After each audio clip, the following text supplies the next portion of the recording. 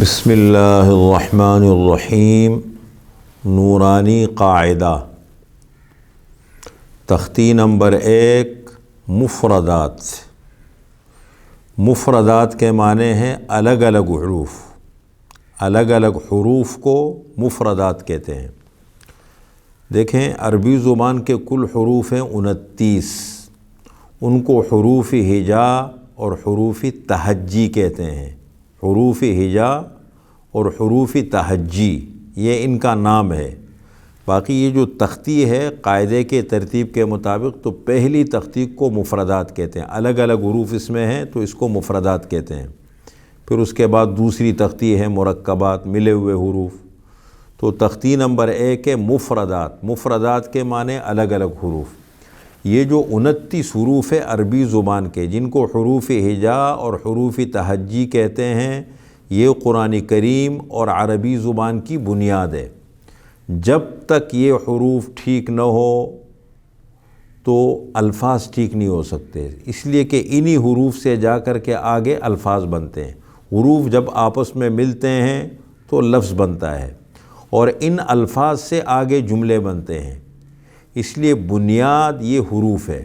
جب تک یہ ٹھیک نہیں ہوں گے تو کبھی اس میں جلدی نہ کرے، اور اس پر خصوصی توجہ اساتذہ کو بھی دینی چاہیے۔ اسی طریقے سے جو طلباء ہیں یا قرآن کریم اپنا بہتر کرنا چاہتے ہیں، ان کو چاہیے کہ اس پہ خصوصی توجہ رکھیں۔ جتنے یہ 29 حروف بہتر ہوں گے، اتنا کلمہ بھی اچھا پڑھیں گے ہم، قرآن بھی اچھا ہوگا ہمارا، عربی کے ساتھ ہماری مناسبت بھی اچھی ہوگی۔ اور سب سے بڑی بات یہ ہے کہ دیکھیں، تعلیم ایک ایسا سلسلہ ہے کہ اس پہ جلدی نہیں کرنا چاہیے، خصوصاً بنیاد کے اندر۔ اگر بنیاد مضبوط پڑ جاتی ہے تو آگے انسان پھر تیز چلے بات سمجھ میں آتی ہے، لیکن اگر بنیاد کمزور پڑ جائے، پھر آگے انسان جب چلتا ہے تو اس کی وجہ سے بنیاد کمزور رہتی ہے تو آگے سلسلہ کمزور ہو جاتا ہے۔ اس لیے ہمیں الحمدللہ ایک حرف پڑھنے پہ 10 نیکیوں کا اجر ملتا ہے۔ من قرأ حرفا من کتاب اللہ فلہ 10۔ ایک حرف قرآن کریم کا جو پڑھتا ہے اس کو 10 نیکیاں ملتی ہے، اور خصوصاً جب سیکھتا ہے تو اس کا اجر اور بڑھ جاتا ہے۔ اور خصوصاً پڑھنے میں جب کوئی دقت اور پریشانی ہو، بڑی عمر کے حضرات ہیں، خواتین ہیں، پڑھنے میں مشکل پیش آ رہی ہے، یا بچہ ہے، اس لیے کہ سب کی ذہنی سطح ایک نہیں ہوتی، الگ الگ ہوتی ہے۔ کوئی جلدی پڑھ لیتا ہے، کوئی دیر سے سیکھتا ہے، کوئی زبان کے اعتبار سے تو بہت اچھا ہوتا ہے لیکن مزاج کے اعتبار سے کمزور ہوتا ہے، کوئی مزاج کے اعتبار سے اچھا ہوتا ہے لیکن زبان میں کمزور ہوتا ہے۔ تو یہ اللہ تعالیٰ نے اللہ کی تقسیمات ہے، اللہ نے اپنی مخلوق کو الگ الگ اس میں بنایا ہے۔ سب سے بڑی چیز اللہ تعالیٰ دیکھتے ہیں طلب کو، نیت کو دیکھتے ہیں، اور پھر انسان کی جو قربانی ہے اس کو اللہ تعالیٰ دیکھتے ہیں۔ ہو سکتا ہے کہ ایک آدمی بہت اچھا پڑھے لیکن اخلاقی اعتبار سے، عملی اعتبار سے اس میں بڑی کمزوریاں پائی جاتی ہو، اور ایک انسان ہے، طالب علم ہے، وہ اس میں بڑی یعنی پڑھنے میں کمزور ہے، لیکن یہ ہے کہ باقی اعتبار سے اللہ تعالیٰ نے اس کو میں خوبیاں رکھی ہے۔ اس لیے ام المؤمنین حضرت عائشہ صدیقہ رضی اللہ تعالی عنہ کی روایت ہے، من قرأ القرآن ویتتعتع فیہ هو علیہ شاق لہ اجران، کہ جو شخص قرآن پڑھتا ہے اور پڑھنے میں اٹکتا رہتا ہے، زبان ٹھیک نہیں چلتی، دقت پریشانی ہے، کسی بھی حوالے سے مشکل پیش آ رہی ہے، تو اس کے لیے دوہرا اجر ہے، ڈبل اجر ہے اس کے لیے۔ ایک تو جو پڑھ رہا ہے، اور ایک جو مشقت تکلیف برداشت کر رہا ہے۔ اس لیے قرآن ان حروف کے اوپر خصوصی توجہ دینی چاہیے۔ اگر ہم چاہتے ہیں کہ ہمارا قرآن اچھا ہو، عربی کے ساتھ ہماری اچھی مناسبت ہو، ہمارا کلمہ، ہماری نمازیں ٹھیک ہو، تو اس کی بنیاد یہ حروف ہے۔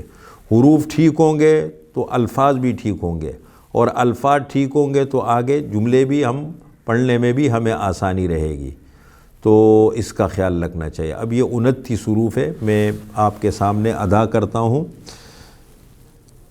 الف، با، تا، ثا، جیم، حا، خا، دال، ذال را زا سین شین صاد ضاد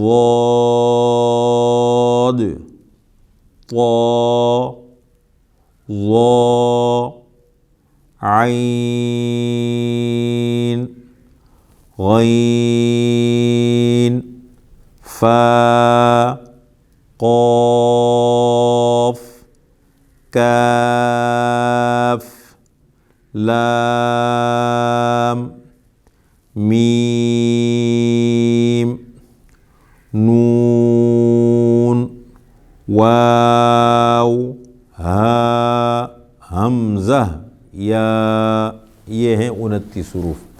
اب ہر اعتبار سے ان کی مشق کرائی جائے۔ ان میں دیکھیں 12 حروف ایسے ہیں جن کو ایک الف کے برابر کھینچ کے پڑھتے ہیں، با تا ثا حا خا را زا طا ظا فا ہا یا، ان کو ایک الف کے برابر کھینچتے ہیں۔ اور 15 حروف ایسے ہیں جن کو 3 الف کے برابر کھینچتے ہیں، جیم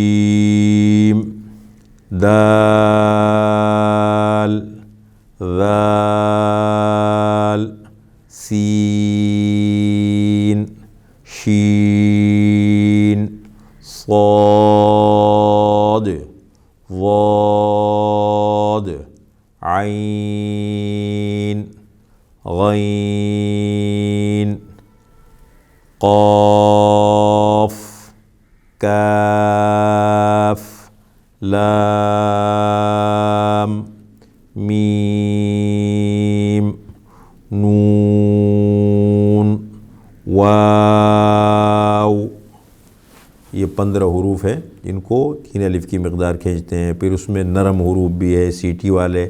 جب حروف کی مشق اچھی ہو جاتی ہے تو سارے مسئلے اس کے اندر حل ہو جاتے ہیں۔ مشابہ آواز حروف ہے، ملتی جلتی آواز والے حروف ہے۔ ثا ہے، اس کے اندر سیٹی نہیں ہونی چاہیے۔